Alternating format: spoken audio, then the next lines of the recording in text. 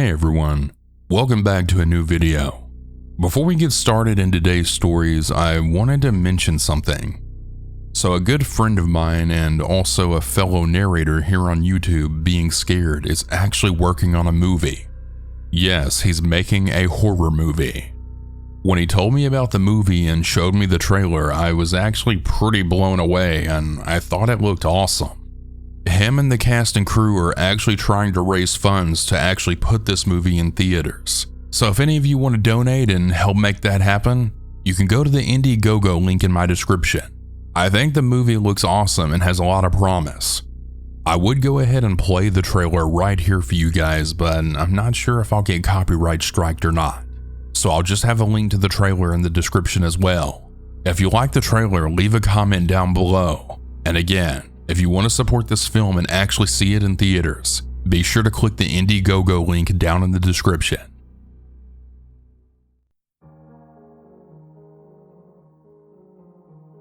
Okay, finally on to the stories, but I still have a few more things I need to say. I'm sorry guys. This is a dark one.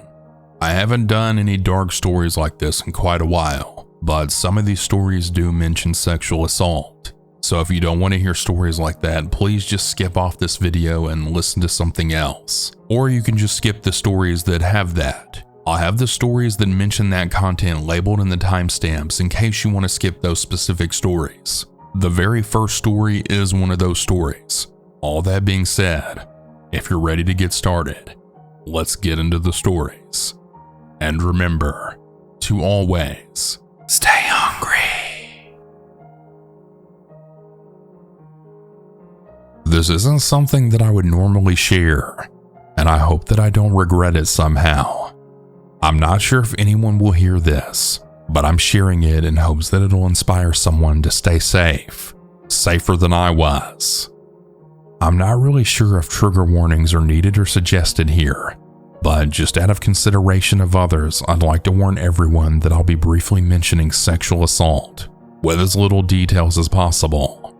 1 year ago around this time, I was bored and scrolling the web when I decided to go on Omegle. Nothing unusual for me. Omegle was a now shut down website that allowed you to talk to strangers via video or text chat.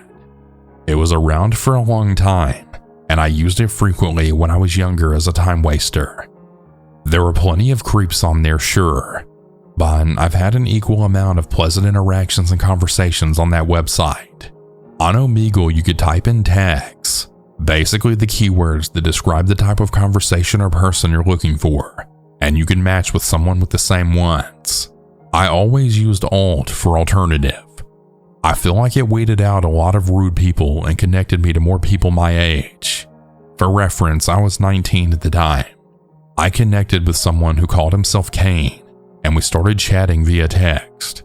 He said he was 23 and I said my age back. We exchanged some small talk, and before I knew it, we were talking all night, and I mean all night.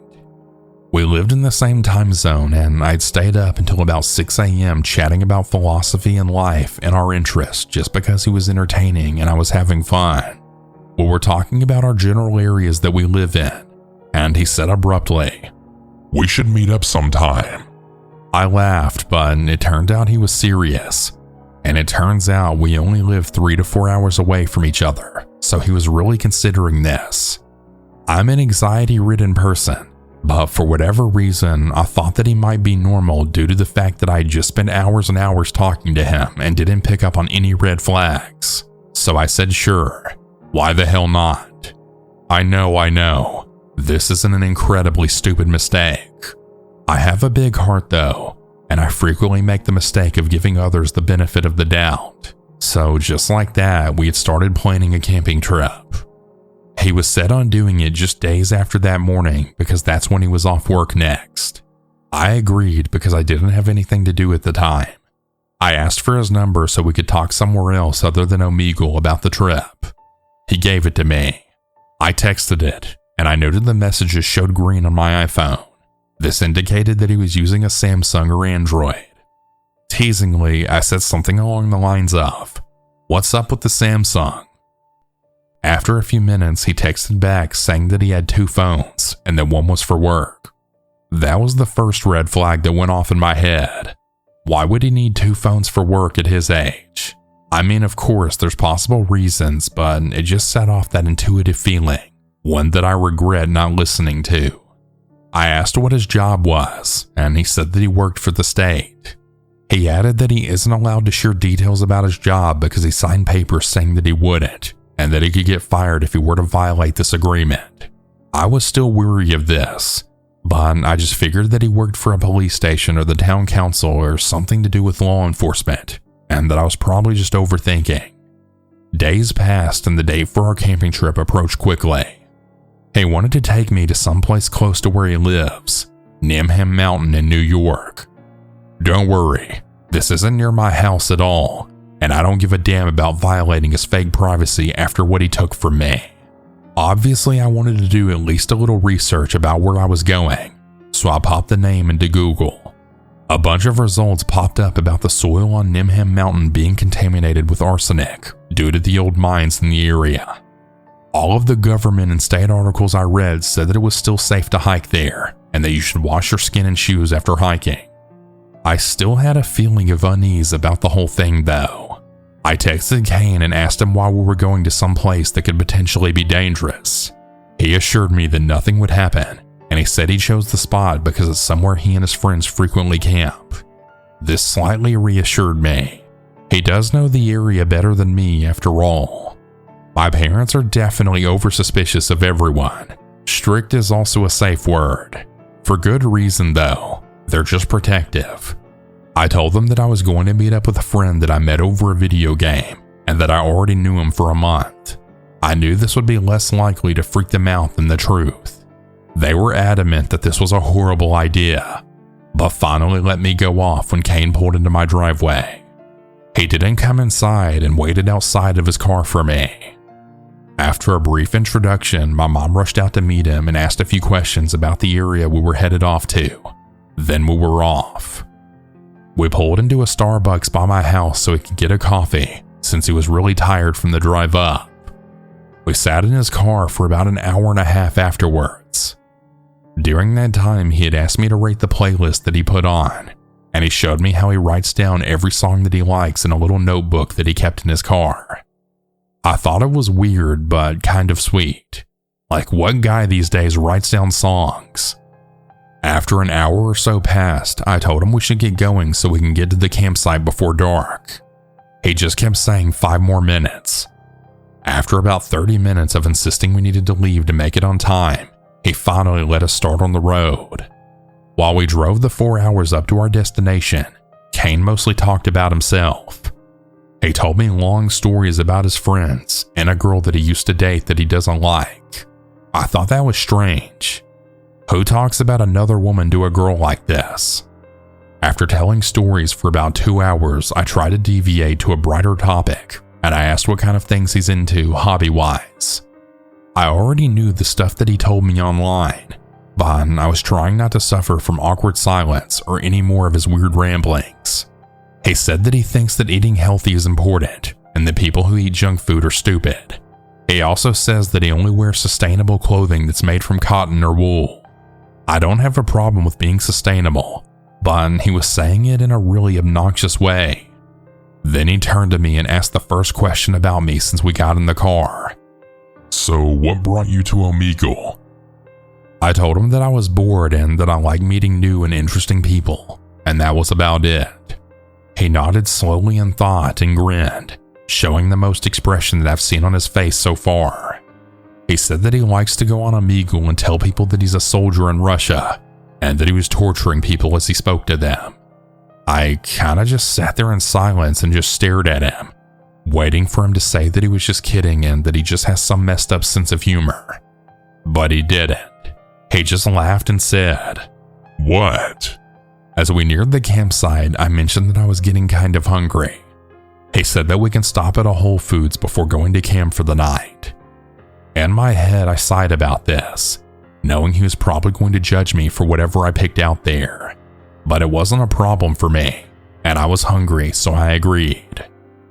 In Whole Foods, he made me pay for both of our meals because his card wouldn't work there. He didn't even try. This annoyed me, but I was just eager to get to camp, so I paid and we sat down outside to eat. After about an hour, we were finally ready to get to camp. We drive up the mountain and he pulls into a small parking area with about 3 spots. Cars were parked there, and older men were surrounding the cars smoking weed. Nothing they were doing was wrong, but it just made me uncomfortable that they were there so late at night. Before I could even mention it, Kane says that it's too cold for him to carry our supplies to the campsite and set up camp, which was only about a 10-minute walk. I was taken aback by this. I then said, what do you mean? I'll help you. We didn't come up here for nothing. He insisted, and he told me to get out of the car to feel how cold it was. He said it would take a while to pitch our tent, and that it was too much for us. There was no way that I was getting out of the car and facing the men in the parking spot next to us, so I rolled down the window halfway and then stuck my hand out. It was freezing. He was right about that. That night it was in the 30s, and the wind chill felt worse after being higher up. I was annoyed, but I agreed to sleeping in his car for the night. I was sad that our trip was basically wasted. He sat there in silence for a while, seemingly uncomfortable that I was annoyed and unsure how to comfort me. I slinked back into the passenger seat and started to scroll on social media, trying to pass the time. He grabbed my phone out of my hand and then said, "Come here," and he patted his lap. I was already annoyed at the situation and also confused on what he thought he was doing. I then just said, "Yeah, you're funny," and reached for my phone, which he had then tossed onto the floor of the car. Before I could get to it, he reached over and scooped me out of the seat and then tossed me onto the back seats. He then proceeded to rape me. I don't remember most of it. My eyes were squeezed shut and I was just praying for it to end. After he was done, he then pushed me back onto the seats and got dressed. He then smiled and said, "Well, how was it?" I just stared back at him with tears in my eyes. I climbed back into the front seat and he propped his feet up on the wheel and went to sleep. I didn't know what to do. I sat there motionless in the back seat for about 2 hours trying to process what the hell just happened to me. I considered calling my mom, calling 911. I thought about it for what felt like hours. I already had been assaulted once in my life, and it broke my parents' hearts. I knew that learning of this would absolutely destroy them, and I was also afraid of what would happen if I told them. I didn't want my dad or brother to go to jail for life because they were angry and got revenge against this guy. So I just sat there all night watching the men outside stare into the car and smoke on their joints. I don't remember falling asleep, but I eventually woke up to wind hitting the car. I was in a fetal position sitting upright, holding my legs with my arms. Kane noticed that I was awake and said that it was time to go. I was so scared of him. It felt like my heart was leaping out of my throat. Adrenaline was pumping through my body, and I started scanning the back seat and our overnight bags for something I could use as a weapon just in case he were to pursue me again. I ended up holding on to my full metal water bottle. It wasn't deadly by any means, but it could knock someone out, and holding on to it made me feel safer. I stayed in the back and Kane started driving. I asked where we were going, and he said for us to get breakfast, almost as if that was obvious and it was silly for me to ask. After driving down the mountain back into the city, we pulled into a parking garage and he tells me to get out, that we're here. I get out of the car and cling close to it, not wanting to let him get behind me. I was thinking about making a run for it, but I didn't want to risk getting chased and overpowered by him. I followed him to a little Mexican spot on the corner, and he told me to order pancakes so he could have some. This obviously made me even more pissed than I already was, but I didn't say anything because I was afraid there would be consequences if I showed any negative emotions at this point. I ate a few bites of my food, and he happily ate the rest off my plate.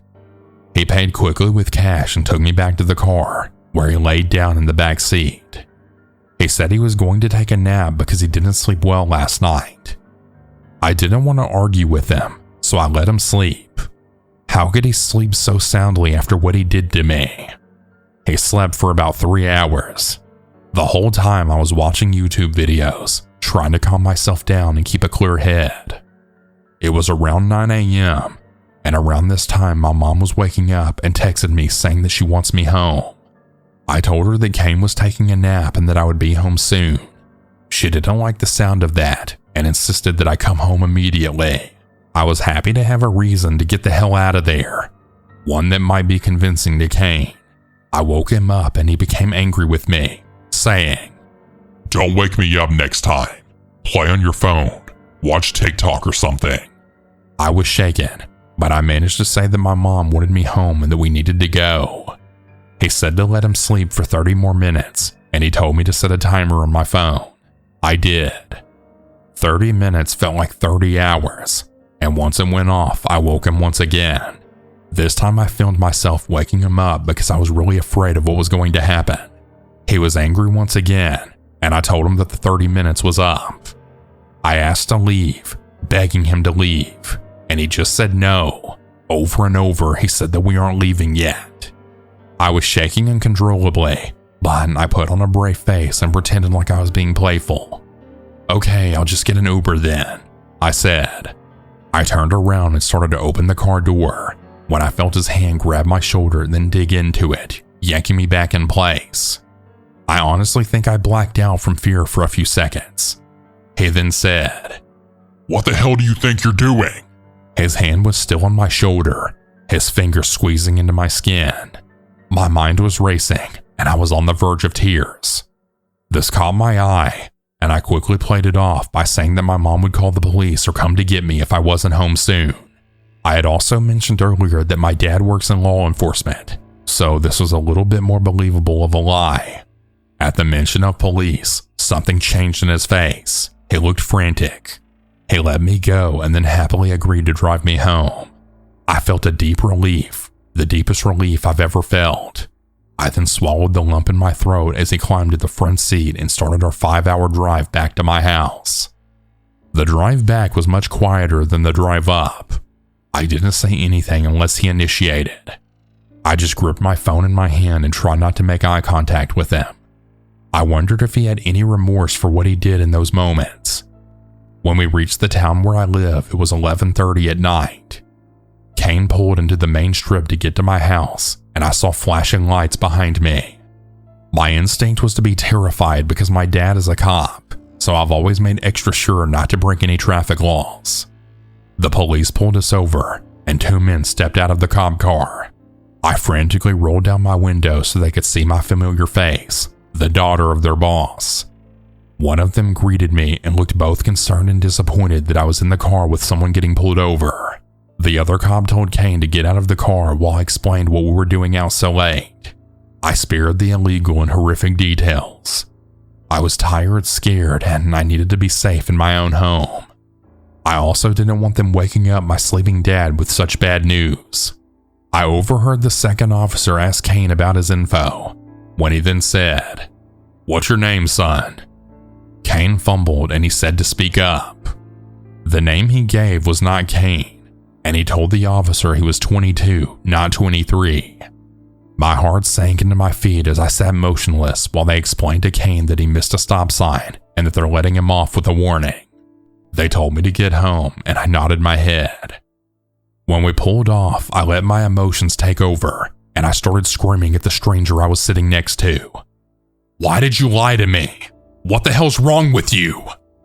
He looked distressed from the volume of my yelling, and he told me to calm down, that he was sorry he lied. He said that he only lied about his identity for his own safety. That honestly baffled me, considering that he had just assaulted me. I screamed at him all the way to my house, and as we pulled in, I threw the car doors open and started throwing my stuff onto the lawn, desperate to just get the hell away from him. He tried to talk to me, to offer more pitiful excuses for his disgusting actions, but I screamed at him to get the hell away from me and that I never wanted to see him ever again. I gathered my stuff off the lawn and then hauled it into my room while my parents slept soundly, unaware of the terrible secret I had. I woke up my mom and told her that I was home as she requested. Once I got to my room, I broke down. What happened to me was starting to sink in. As I was sobbing silently into my blanket, My phone lit up with a text from Kane. It read, I'm sorry what happened. I really am. If it makes you feel any better, I just got pulled over, so that's my karma, I guess. Let me know if you want to talk. I felt a wave of nausea hit me like a train. I screenshotted the message, blocked his number, and deleted his contact. I haven't heard from him since, and I haven't hung out with anyone since besides my boyfriend, who thank God is normal. I still think about what happened almost every day, and I still feel sick when someone I don't know gets close to me, even if it's just a stranger passing me by in the grocery store. I know that what happened was the product of my own irrational teenage actions. I know that I shouldn't have met up with someone that I didn't know, but I really had faith that he would be a normal person, somewhat at least. I wish I would have listened to my instincts and to my parents' warnings. I don't know what would have happened if I didn't make up that police story, and I don't even want to think about it. I will never meet up with someone I don't know again. While trying to cope with what happened to me, I had Googled Nimham Mountain again. I found a link that said, Cane Mountain, North Trail Loop, New York. If you made it this far or you take anything away from the story, please let it be this. Trust your instincts. Trust your gut. If something feels wrong, it probably is. Don't meet up with strangers no matter how good they look or how normal they seem. This was a lengthy story, and I apologize for that. It was hard for me to share that after all this time, after carrying this secret for so long. I'm doing this in hopes that it inspires someone out there to follow my advice and help keep themselves safe. What happened to me was disgusting and horrible, and I never wanted to happen to anyone else again. That being said, Kane, screw you, and I hope you're rotting in jail or hell right now. I want to assure everyone that yes, I am getting the help to cope with what happened. I go to EDMR therapy weekly, and my doctors, therapists, and psychiatrists all know about the event. I'm not really interested in sharing my story with my parents or friends, as it would just cause me even more pain. I'm doing well now, and I'll continue to get support. I never heard from Kane after the night I got home, thankfully. He's been pulled over multiple times that I know of, so his name is already in the police database. I pushed myself to share this story in hopes of spreading awareness about online safety and trusting your instincts. I give everyone permission to share my story. Share it with your little sisters, cousins, nieces, every young woman in your life who might make the same mistakes that I did.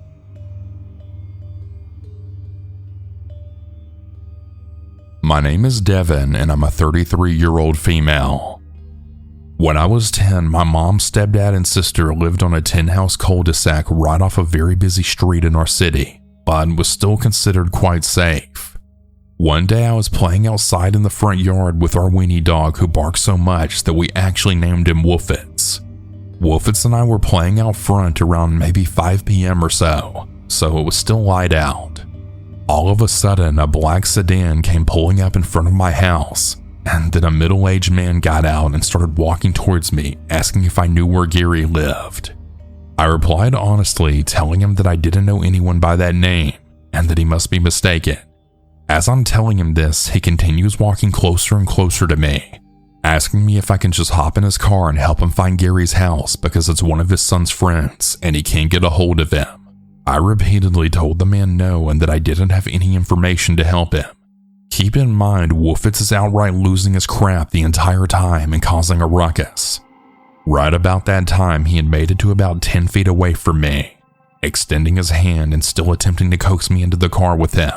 My mom, who was in the middle of making dinner at the time, finally came storming out the front door yelling at Woofits to stop barking, at which time the man then saw her and he immediately ran to his car and sped off. You would think that would be the end of it, right? No. That same sedan came back circling up and down our whole street every single day for the entire following week. My parents eventually reported it to the police, but nothing ever came of it. Stay safe out there, everyone, and especially keep your little children safe. For this story, I'm going to refer to my sister as S instead of using her real name. It was a warm summer afternoon in 2014 in Australia. I was around 7 years old and S was 10. My mom had just gone to the shops with my grandma and other sister. S and I were sitting on the couch wondering where our dog Patty was. We looked around the house and outside. For some explanation, my grandparents' home was on top of a hill, with houses on each side of their place and also houses across the road. The house sat back off the road about 20 meters with 2 gates on each side that led down the driveway to the backyard. We walked out onto the decking that overlooked the street and we realized that one of the gates was open. So us being kids and in a fairly safe area, we decided to go for a walk to try and find our dog. Once we left through the gate, we turned right, and about 50 meters down the road was a street on our right side. We decided to walk down there to see if we could spot Patty, when an old white car sped around the corner and then stopped about 20 meters in front of us. Both the driver and passenger doors opened, and then 2 men hopped out looking to be in their early to mid-30s. The driver was a smaller guy while the passenger was more of a bigger guy. The bigger guy asked if we were lost and if we needed a lift home. Now, being aware of stranger danger, we told them no. We didn't need a ride, as we just lived around the corner. They insisted that we get inside, but as we said no again and started backing away, the bigger guy then started yelling at us to get in the car. We said no once more, and he then picked something up and threw it at us, but he missed. He once again then told us to get in and started walking towards us, so we began running. As we got about 20 meters up the street, I looked back and I saw that the smaller guy seemed to have some sort of weapon and he was now running at us. Was it a gun? A knife? I can't remember exactly what it looked like, except that it was all black and about 25 centimeters long. I just told S to run faster. We were gaining ground on him.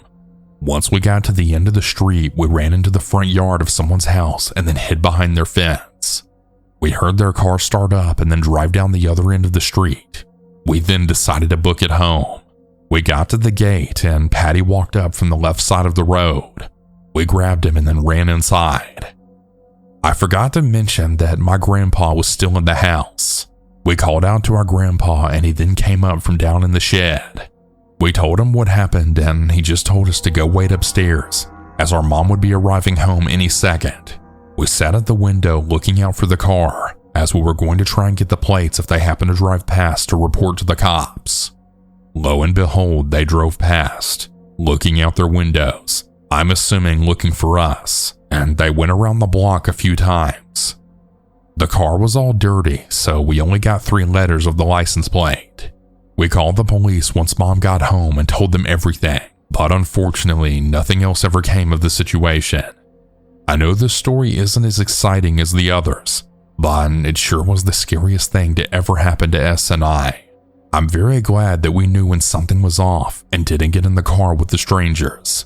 I would hate to know what would have happened if we'd gotten in that car that day, and I really hope that nothing ever happened to any other children around that area. I'm a girl and my mom was a horrible addict. She barely took care of me as a kid. At the time of this incident, I was around 6 or 7, so my awareness and understanding of things happening may not totally make much sense. This happened in the 90s. One night, my mother and I were on a car ride. I wasn't sure why we were driving, but it was late at night. I'm not sure what time it was, but I assumed that it was really late because there weren't that many cars on the street, and I was sleeping in the back seat. I don't even remember getting in the car. My mom drove up to some sketchy house and then left me in the car for what felt like forever. Suddenly, the car door swung open and someone violently grabbed me by my arm and then yanked me right out of the car. I started screaming and crying until the man that grabbed me looked me in my eyes and then said, "Be quiet and don't try and run or I'll kill you." He had a scruffy beard and looked like a madman. I was scared to death, so I listened. He held me tight by my arm, shut the car door, and then walked with me down the street. I looked back at the house my mom was in, hoping that my mom would come out at the last second and just save me. I looked at the house as long as I could, as the man dragged me further and further away. As we walked down the street, I wanted to cry, but I was in shock and in fear. I didn't know what to do. If I sniffled or cried, the man would tighten his grip and yell at me. I can't even explain how scared and confused I was. We walked for a little while and we ended up in the projects. The projects were a bunch of buildings crammed together in a crappy neighborhood. We walked into one of the buildings and then walked up a flight of stairs. My legs and feet hurt like hell, but again, I was way too scared to stop moving or complain. We walked up another flight of stairs when I saw some random guy smoking a cigarette in the stairway. Then without warning, the guy that kidnapped me fell to the ground. It happened so fast. I didn't know how the kidnapper fell to the ground so fast, but the next thing I remember is the cigarette guy was punching and kicking the kidnapper in his head and face. The kidnapper was out cold. Cigarette guy picked up the kidnapper by the back of his jacket and then threw him down the stairs. You have no idea how scary and violent it is to see an unconscious man fall down the stairs. To this day, I still have a fear of falling down the stairs. He bled everywhere. I still have no idea how that cigarette guy knew to help me, but I'm glad he did. Maybe he just picked up on something and had a bad vibe, but he acted instantly. The first second he could, he attacked my would-be kidnapper. Cigarette guy starts pacing back and forth, swearing at himself, gritting his teeth, and then clenching his fists. I thought he was mad at me, so I started to cry. He then looked at me and said, Okay, shut up. He had an attitude, so I listened to him out of fear. I wasn't as scared of cigarette guy as much as the bearded guy, but I was still in fear of him. He started to ask me questions with an attitude like, why are you out this late? Where are your parents? Why would you ever talk to strangers? I was in so much shock and confusion that I couldn't answer the man's questions correctly. He asked if I knew my way home, but I told him I didn't. I told him a broken story about what happened, and somehow with the information I gave him, he knew where my mom's car was. The only thing I remember about the road is passing a house with Christmas lights on it, despite Christmas already being over. I think he knew the area well enough and figured out where I needed to go from the information, but I honestly don't even remember telling him about the Christmas lights. Anyways, he told me he would take me back if I promised over and over that I wouldn't tell the police that I saw him or anyone that looked like him, and he made me promise that I wouldn't even tell the police anything. He had an attitude. I didn't care what he asked me. I just wanted to go back to my mom, so I agreed. I followed him down the stairs. The bearded guy was still laying on the ground bleeding at the bottom of the stairs that the cigarette guy threw him down. He wasn't moving at all. For all I know, he was dead, and I hope now that he is. Cigarette guy stepped over the bearded guy, and I followed. We walked outside, and cigarette guy looked around all panicky.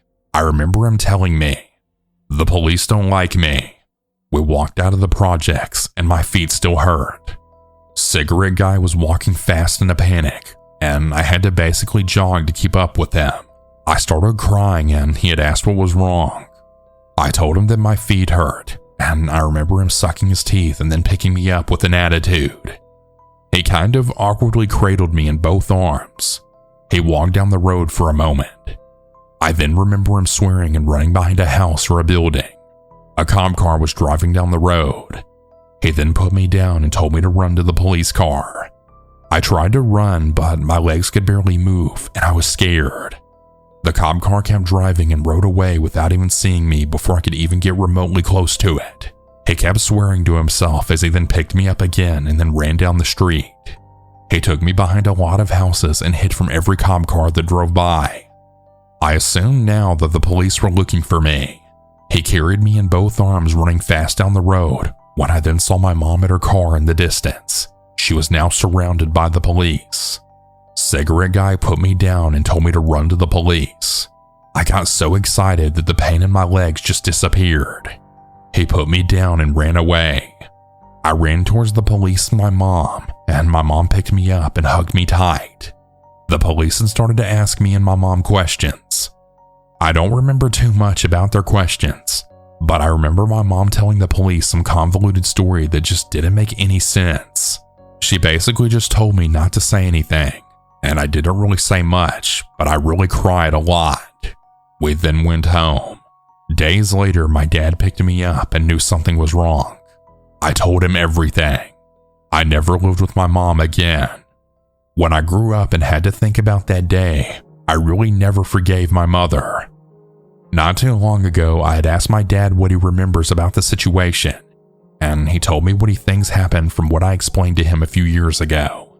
He said that my mom was on a drug binge, I got kidnapped, and that someone saved me, but the person that saved me had warrants for his arrest, and that he wasn't actually mad at me. He was just really frustrated with his own situation that he had to deal with.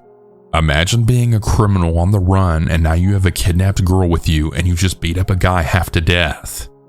If he would have gotten caught with me, he could be in jail for my kidnapping. With my mom lying and me being in shock and confused, I wouldn't be able to tell them that the man helped me because while it was all happening, I didn't even notice he was helping me. To the man that saved me, thank you. And to the man that tried to kidnap me, hopefully I never see you again. Update. I think that I found Cigarette Guy. Someone on Reddit knows a man with a similar story. I really hope both people are the same. So far, it actually looks like it's the same man that saved me. I'll keep everyone posted. Update number 2. I finally received confirmation. I found Cigarette Guy. Recently, someone commented on my original post claiming to know someone who could be Cigarette Guy because they had told a similar story to mine. The locations and small details that I left out seemed to match up. I simply had to wait for the commenter to get in contact with hopefully the Cigarette Guy. The way the commenter knew him was that they were online friends and played video games together. The commenter was on a work trip, so he couldn't contact Cigarette Guy for a few days. So I had to wait for a little while for contact to be made between them. Today, the commenter got in touch with me and he told me he talked to Cigarette Guy, and he said a few more details that confirmed that it was the same man that saved me when I was a kid. I'm so excited that I don't know what to do with myself right now. I'm currently waiting to get his phone number so I can talk to him. I want to thank him and see how he's doing. We talked a little bit between his friends sending messages back and forth, but we're trying to set something up so we can actually speak to each other personally. I just wanted to thank everyone for their nice words and well wishes. I'm very thankful for everyone interested in my story because it actually ended up reaching someone that knew the person who saved me, and we have the chance to be back in contact after all these years. Final update. I had the chance to talk to him a few days ago. He was cautious and he didn't know if he could trust me, but after a little while he opened up and we then talked for a good amount of time. There's a lot of questions that he answered for me, but I'm not sure exactly what he would feel comfortable with me sharing with everyone, so I plan on speaking to him again soon and asking him what he would want. He's in a better position in life and he handled his legal troubles. He's doing a lot better now in his life, and I'm just still so grateful that he saved me and we were able to reconnect. He really did save my life that day.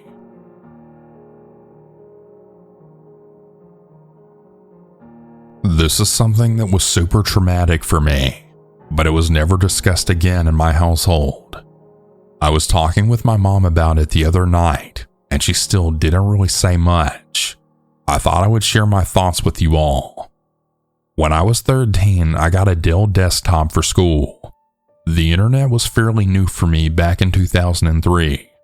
AOL, MySpace, Yahoo Messenger, AOL chat rooms. 16 female Cali anyone? AOL chat rooms was where I went. I was a shy, overweight kid back then. Still shy to this day. But online I could be anyone. I could say anything. It was amazing.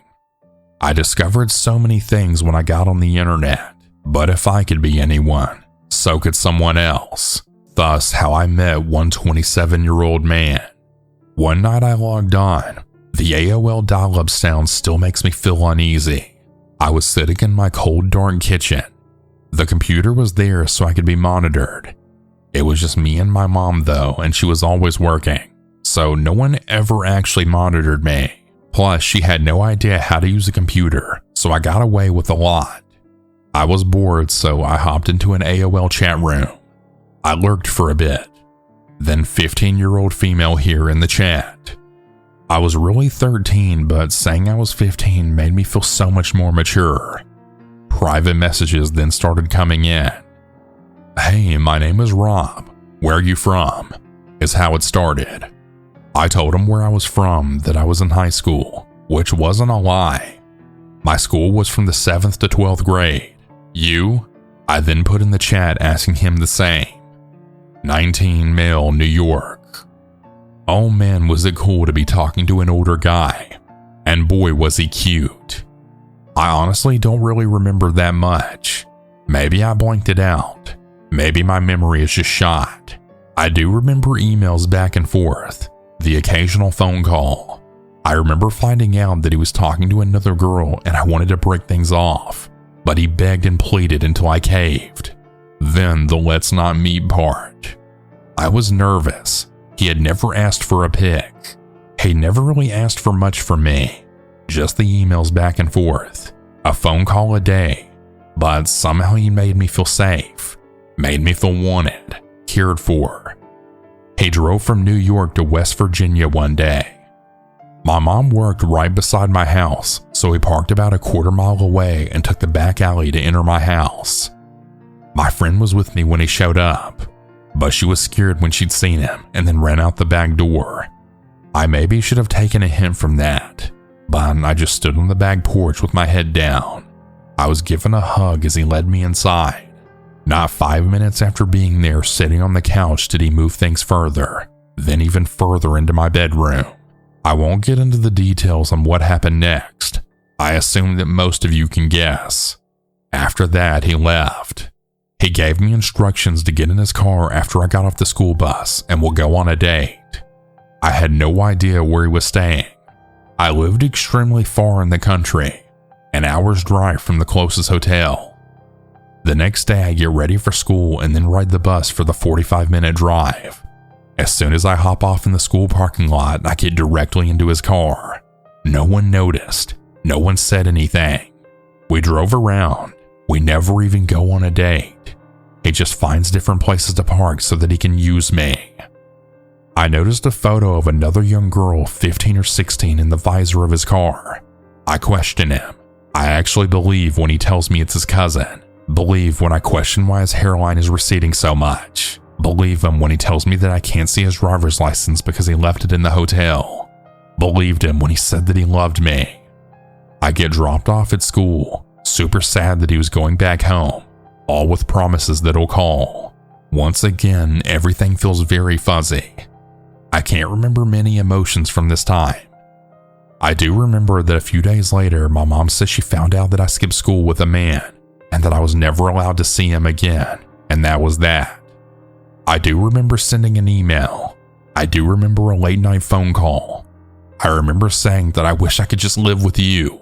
I remember him suggesting to come get me, and I remember saying okay.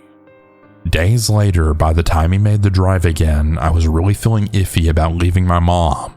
I mean, I did love her after all. She's my mother. I didn't think things through. I didn't put much thought into anything really.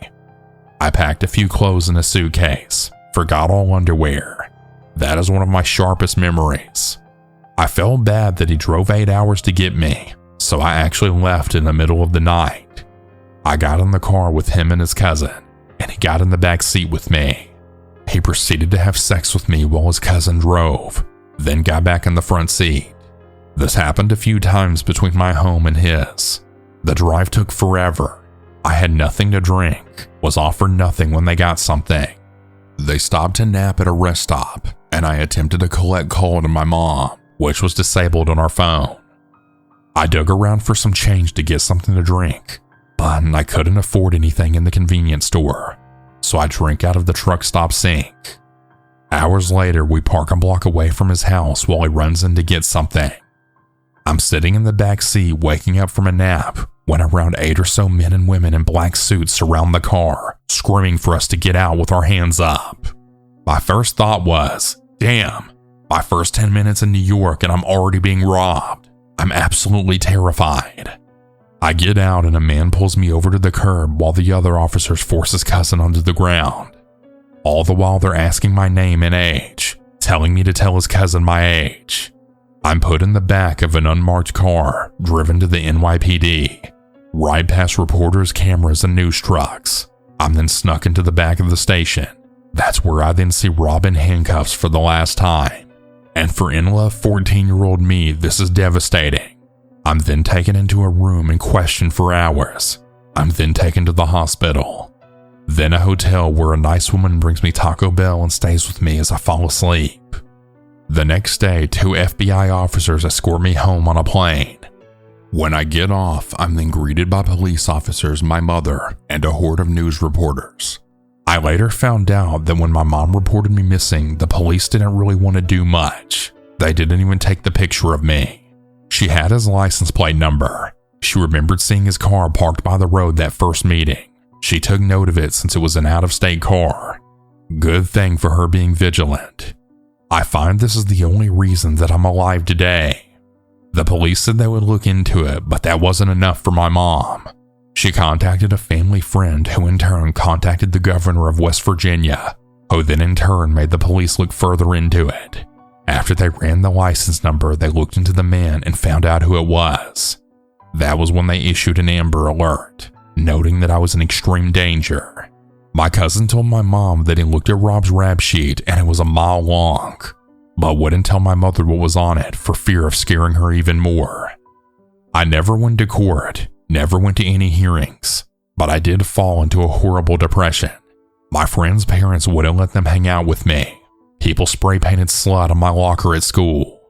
I had no friends, but most of all, I thought a man was in prison for loving me. When I learned he got sentenced to 10 years in prison, I became deeply troubled. I was in and out of the mental hospital for self-harm for years. I was also on a slew of depression medication. Psychiatrists never talked to me about anything. I had to process it all myself. My teenage years were better though. I transferred schools and made best friends, graduated. But still in the back of my mind, I felt that I was the reason that a man lost 10 years of his life. Until I was then told that he was let out of prison. A couple of years after he was out, I contacted him on Facebook. At the time, I was around 24 or 25 years old. He told me that if I ever contacted him again, he would kill both me and my mother, that he still knows where I live. I had no idea what he planned to do with me. My mom still says selling me to a sex trafficker. I was told that he also had other girls my age he was talking to. Some good things did happen though because of my kidnapping. Schools all over my state started internet safety education classes. Kids were taught safety.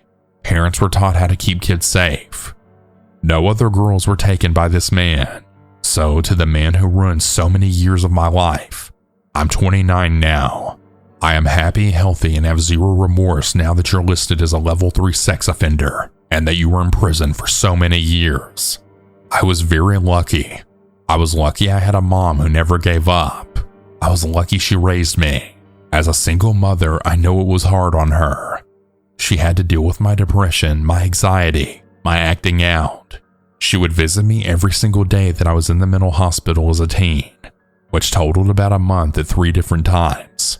She would work 2 jobs just to make sure that I had what I needed.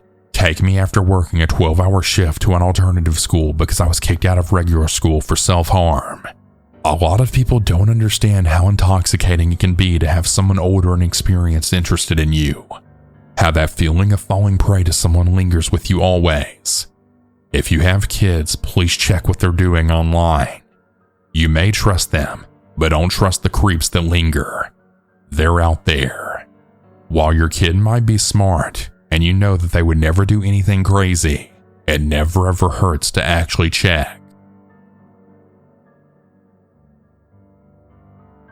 This happened around 2006 when I was in my mid-20s, and my sister, the unfortunate main character in this story, had just turned 21.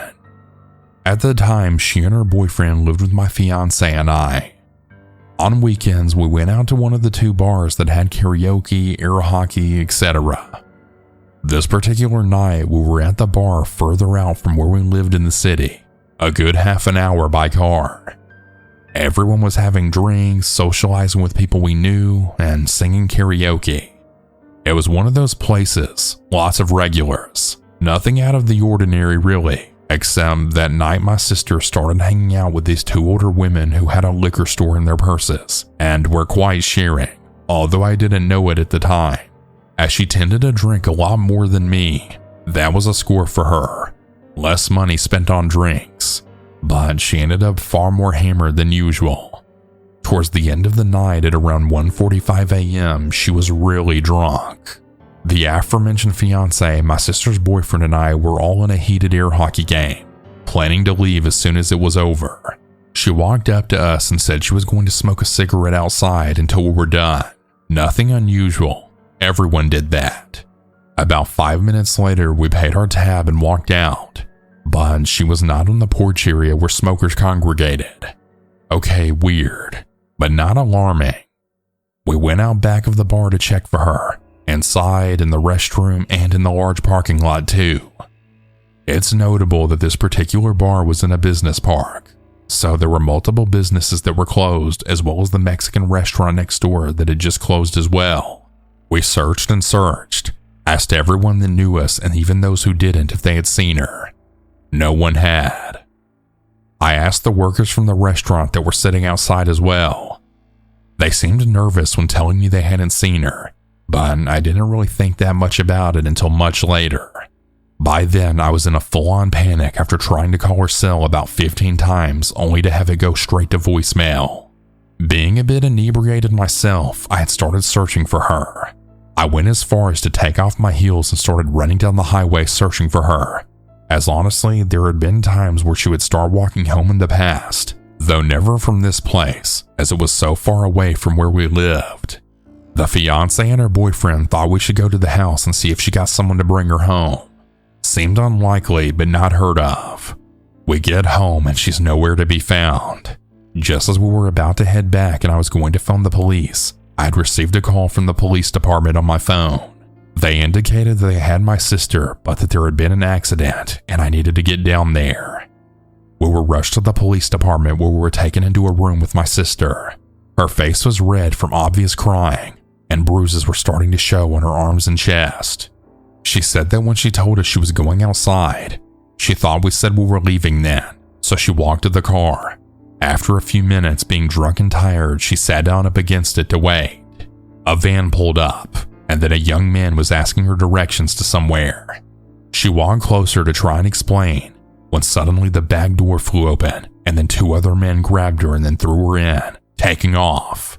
They were rough with her, hitting her a few times while holding her down, saying they only wanted her money. They snatched her purse from her, breaking the straps, and searched it, quite haphazardly, as they didn't find the $30 she had in it. After driving around a bit and them speaking in Spanish which she couldn't understand, they pulled out a gun, making sure she saw it, then put a bandana around her eyes, telling her they'd let her go. She was driven to some woods by a neighborhood that she didn't know. The door was open and they pushed her out, telling her to run, that if she took the blindfold off or turned around, they'd shoot. Well, she ran and ran. Eventually, she did take the blindfold off and came to the first door she saw, beating on it and screaming for help. The police were called.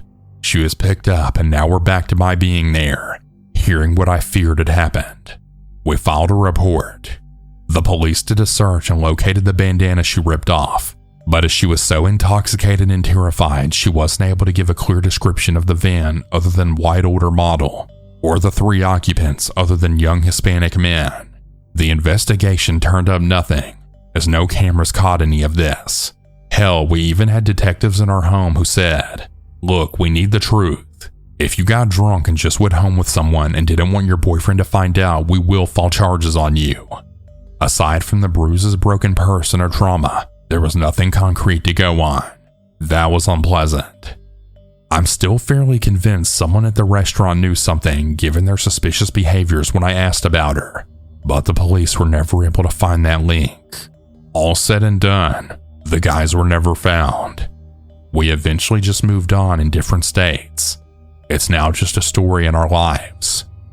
It still makes me sick thinking what could have happened, but thankfully didn't. Be safe out there, kids.